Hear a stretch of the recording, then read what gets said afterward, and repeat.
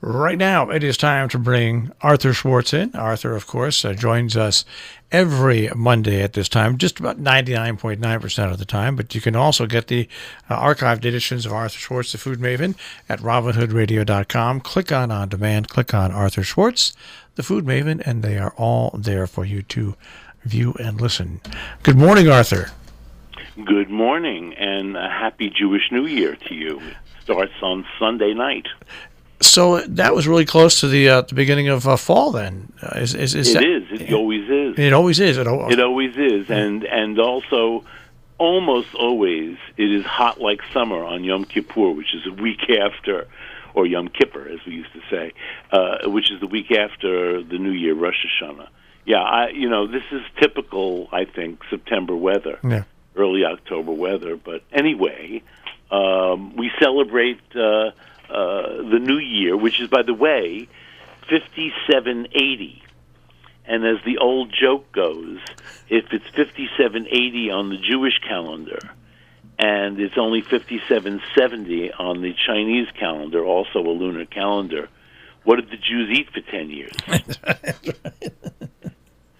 So that's an old Borscht Belt joke, right. I'm sure. You've probably heard it a million times as a probably kid. From Marion Cohen. It is Marion Cohen? I think I used to see Marion Cohen perform all the time as a kid. I have a Marion Cohen a DVD. Yeah. Did you ever see this compilation? No, but I remember sitting at the Concord Hotel once. My father was performing with him, and I was at the front table, and I ordered a baked potato to go with my meal, and he heard it, and he looked down, he heard it, and he said, your dad's paying us $6 for that potato. I always remember that. I just don't know why. Well, $6 was a lot when you were a kid. Well, I guess he was mentioning that, hey, that didn't come with the meal kit. That was an expensive potato. Yeah, that's right. Anyway. Well, the old Borscht Belt joke about the Concord menu is man takes a look at the menu and he says, "I'll have it." Yeah, that's exactly right. You order everything on the menu. Oh, anyway, it is Rosh Hashanah, and I am somehow genetically moved to make Rosh Hashanah foods of my childhood. I thought a lot about this morning, and I'm not doing anything really new. I don't really want to make new food on a traditional holiday like Thanksgiving even. I don't want to make new food, especially maybe one thing new. Last year 2 years ago, I made a vegetarian curry for Thanksgiving. It went over big, but only as leftovers, not as the curry, not as the vegetable at dinner. Anyway, I have made something new, though. Because one of the great things to eat, don't laugh, on the Queen Mary 2 was their bran muffins. Now, I didn't ask for the bran muffin recipe, although maybe I still can. Although I'm sure I'll get a recipe that feeds 2,000, something like that. And I'll have to break it down, and it won't be the same anyway.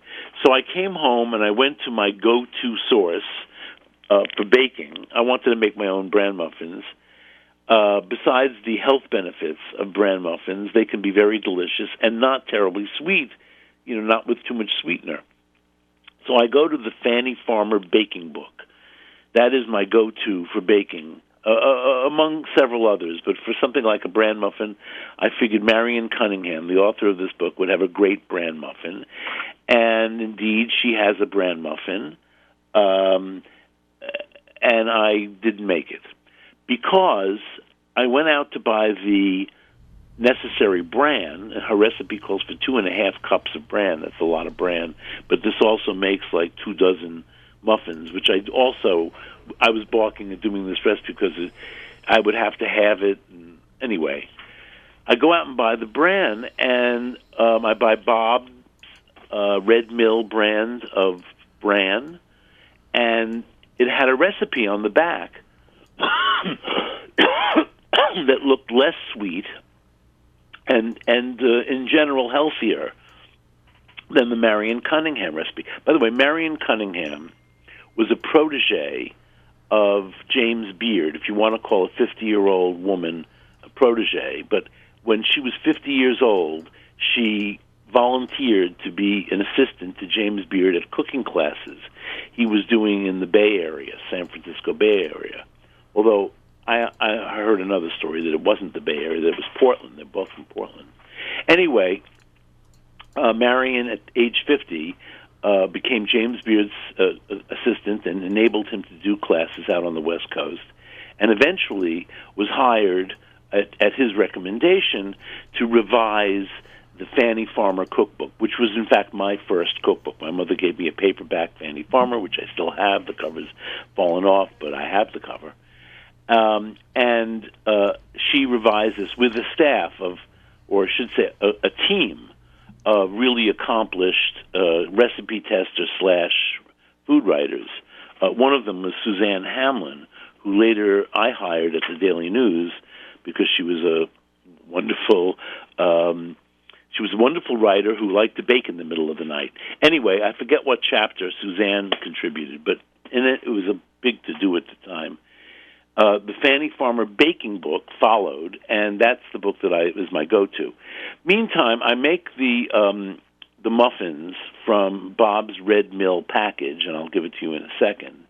And besides that, the recipe worked exactly as described on the package. They were delicious. They really, really were delicious. Now, the muffins call for a half a cup of molasses as the main sweetener. Marion Cunningham's have sugar, molasses, and honey, all three. But I didn't have enough molasses in the house, so I made it with half molasses, half honey. They suggest honey as a substitute for molasses. They were terrific. I really want to make them with all molasses now because I love the taste of molasses, and I think that'll give them a little extra zing and perhaps even make them a slight bit crunchier at the edges, which I love, the crunchy edge of the crown of a muffin.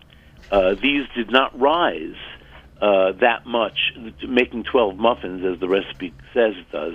They did not rise over the edge of the muffin tin, so I didn't get a lot of crispy edges. But I think I might actually deprive myself of one muffin and overfill ever so slightly so that I do get crusty edges next time. But the next time, and I did make this recipe more than once, I decided, oh, you know what? This is a really good recipe for Rosh Hashanah to make an all-honey version. It'll be like honey cake, but better. I'm not a big fan of the traditional Eastern European honey cake. I say Eastern European because they're Sephardic people from basically North Africa these days. Spain is, by the way, accepting back people who can prove that their families originally came from Spain and then went into the diaspora, which we call Sephardic diaspora, of North Africa and other countries that accepted them at the time, Turkey, Greece. So there are Jews everywhere. So the honey cake that I grew up with is not exactly my cup of tea. So I thought, I'll make this bran muffin recipe into a bran honey loaf.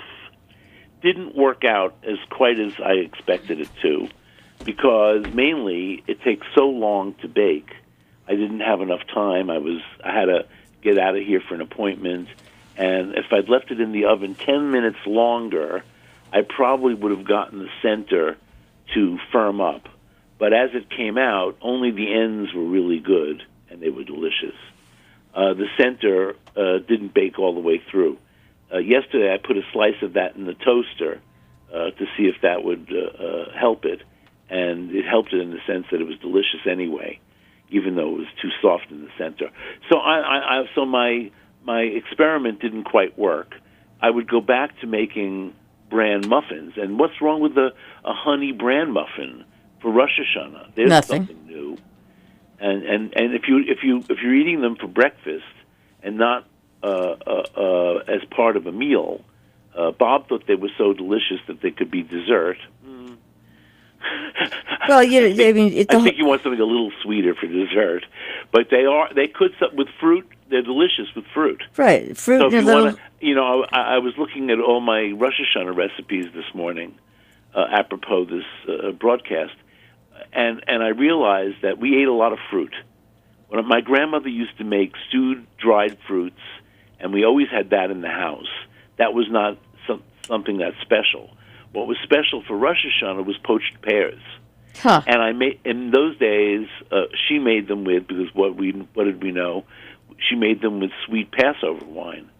Manischewitz Concord, but not Concord. She would buy something else.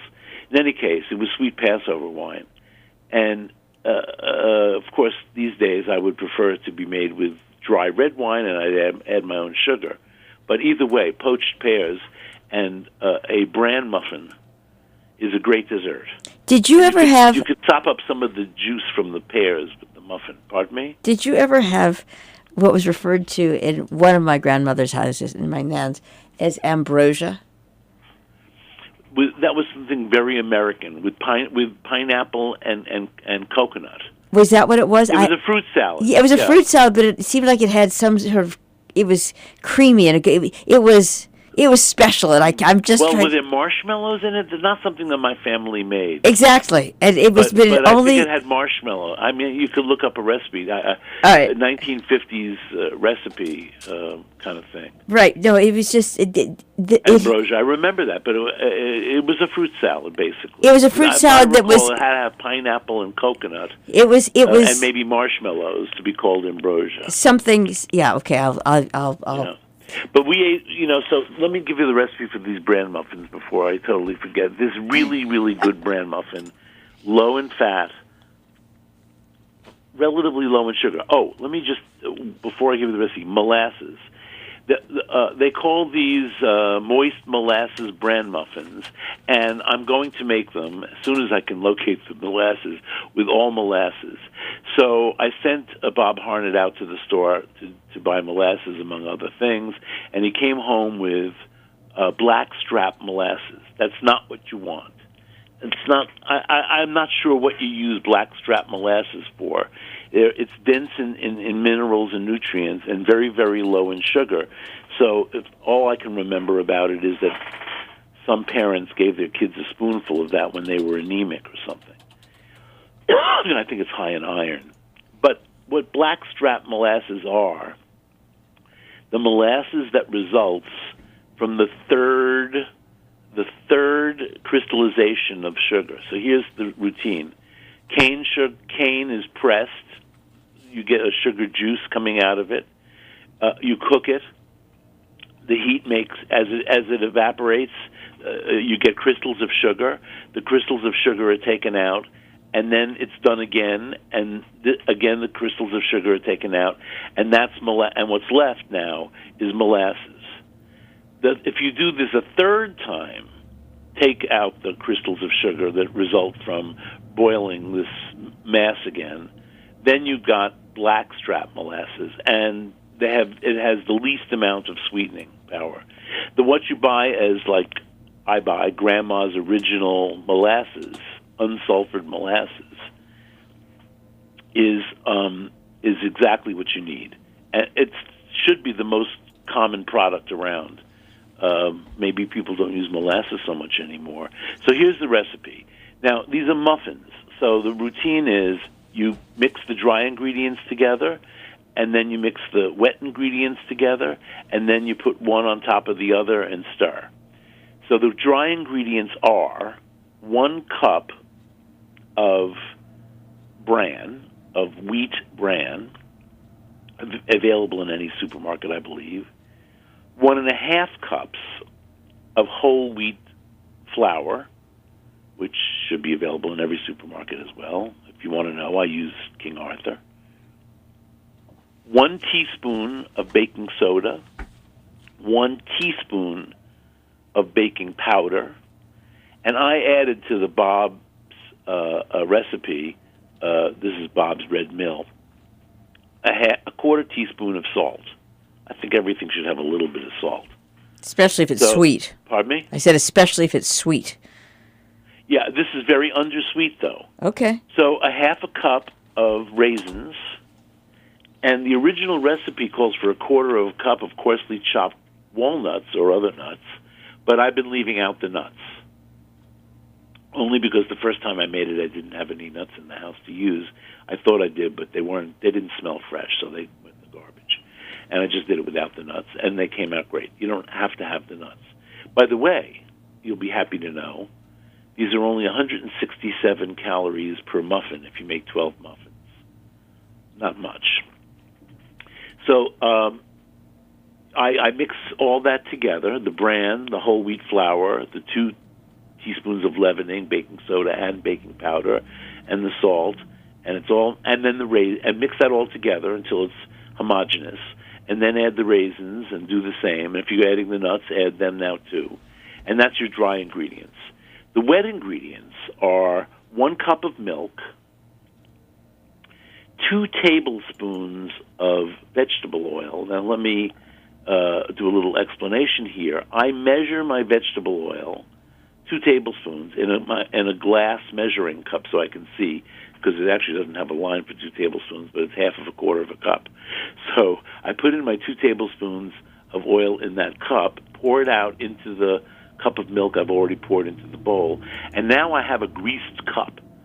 So when I add my half cup of molasses to the same Pyrex cup, it will slide right out.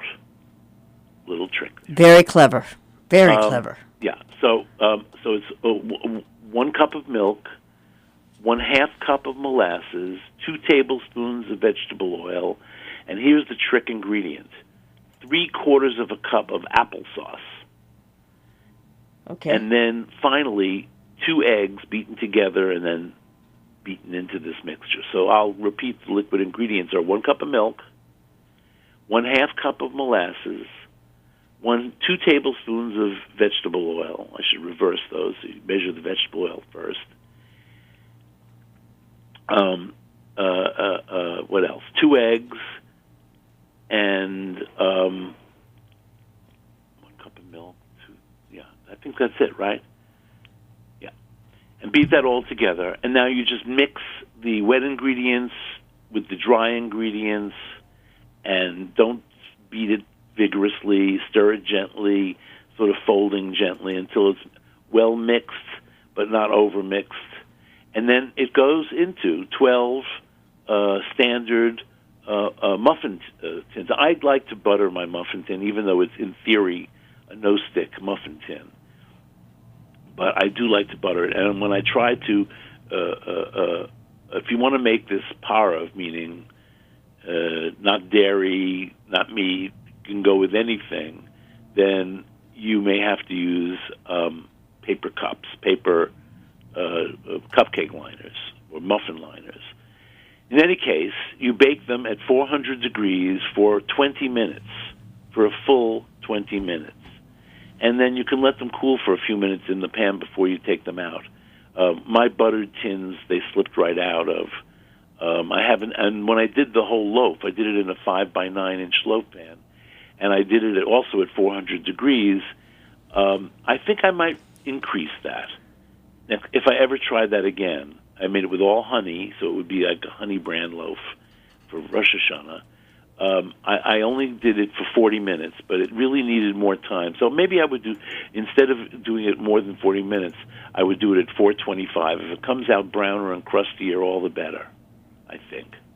All right, and you don't use... by the way, when I used the loaf pan, my loaf pan, I didn't want to butter it because I'm thinking I'm going to make this for Rosh Hashanah, so I lined it with a piece of parchment paper.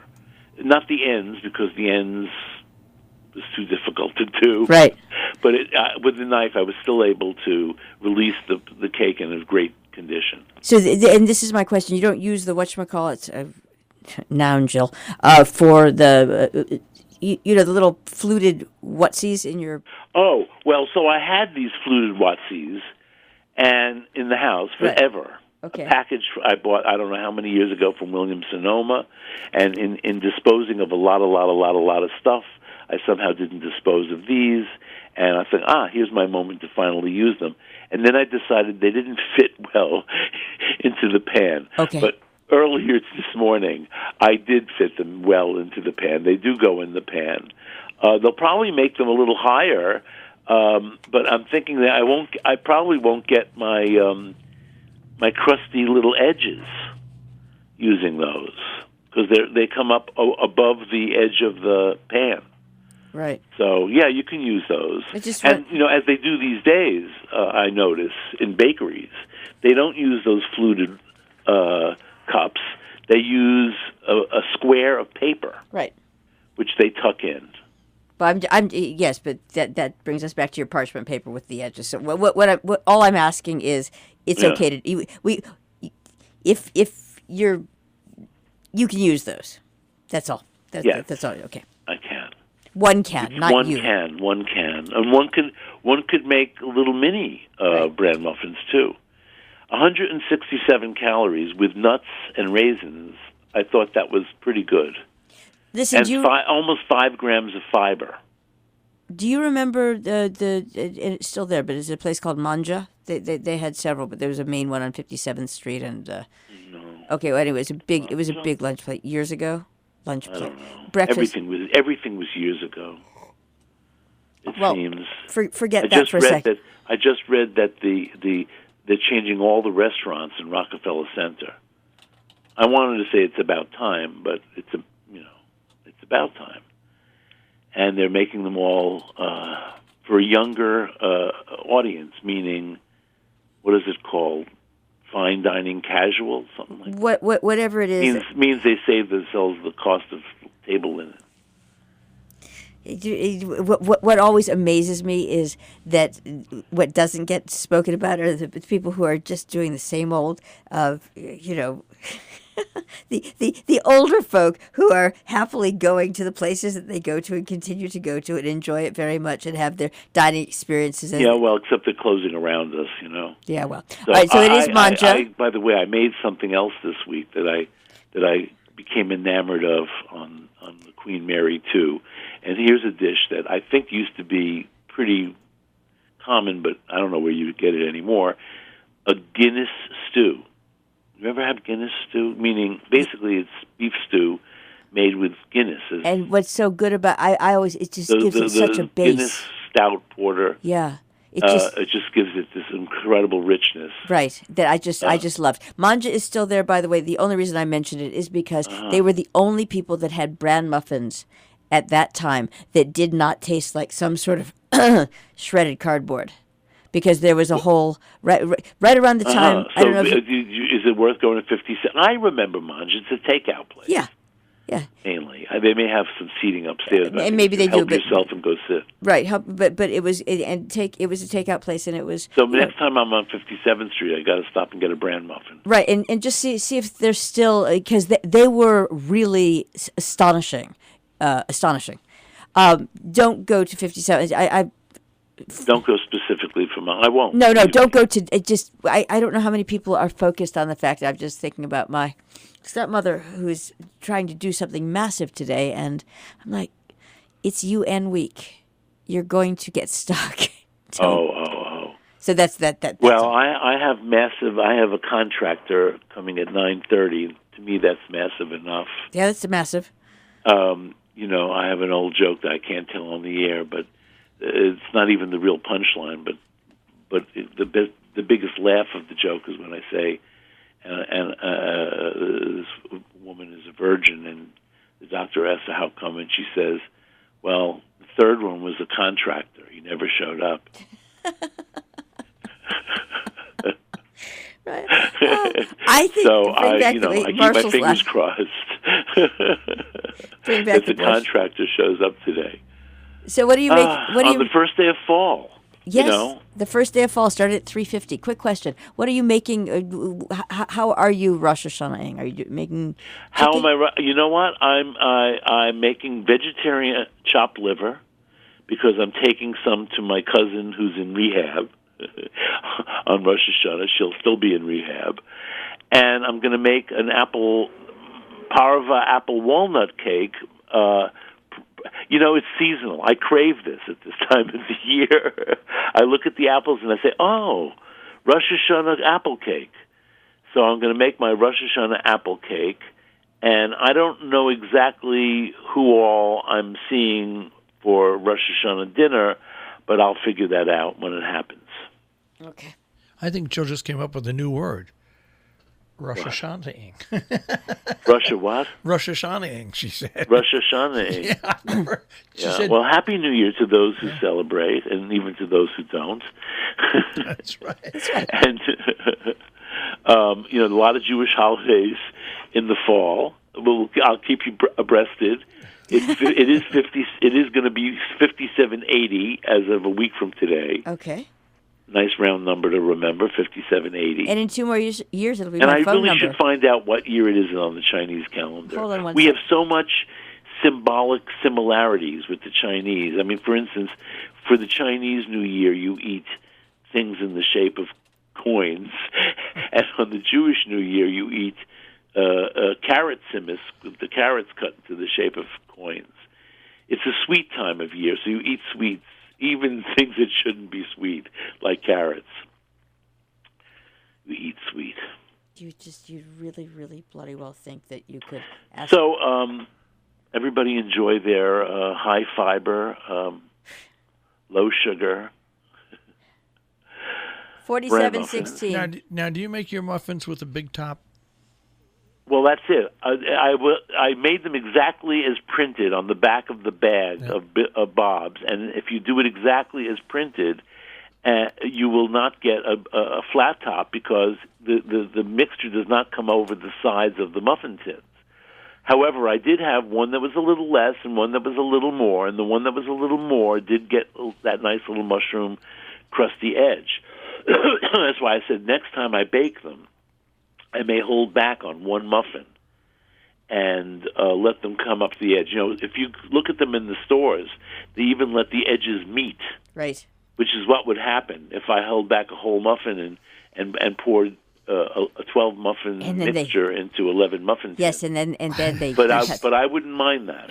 This whole thing reminds me of the Seinfeld episode. Elaine had the muffin top store where it was just the top. Oh, muffin tops. Yeah, I love muffin tops. All right, but so did Elaine win an Emmy last night? I didn't watch. I don't know the answer. I know, but that you're talking. She would have about had a record if she won. Yeah. So anyway, 5780 and 47. It's 5780 as of Monday. For Sunday night. Jewish holidays always start on the night before.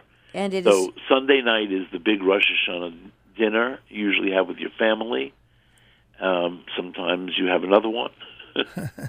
My sister is going to St. Louis to visit her daughter, so I know that Rachel entertains 20-some-odd people on Rosh Hashanah. Meet me in St. Louis. Not me, but my sister. You can go meet my sister in St. Louis. Can I just get the Chinese one out, please? Because it's 4716. So you've got a massive. Oh, it's 4716. It's a whole 100 years. Pretty much, you got a massive. 80 years. You've got a massive conflict with the food. Yeah, so Jews didn't eat Chinese food for a whole 180 years. For almost 200 years. Yeah. Wow. It makes it a real good. That's story. a long time to go without egg foo young. You think? All right. Yeah. All right. We'll speak to you next week. All right. I've discovered that even when you have dental issues, you can still eat egg foo young. That's right. Excellent. And Happy New Year and love to Bob. Yes. Right. Well, next time we talk, it will in fact be 5780. It's 1,000 years. It's 1,000. Oh, you said it's 47. It's 47. It's 1,064 years. Oh, it's years. 1,000 years. I'm surprised the Chinese didn't claim something. There's a song older there. than that. All right. Yeah, I would have thought too. All right. All Marshall's right. hooking Take care, us. everybody. Right. Take care, Arthur. Thanks, bye.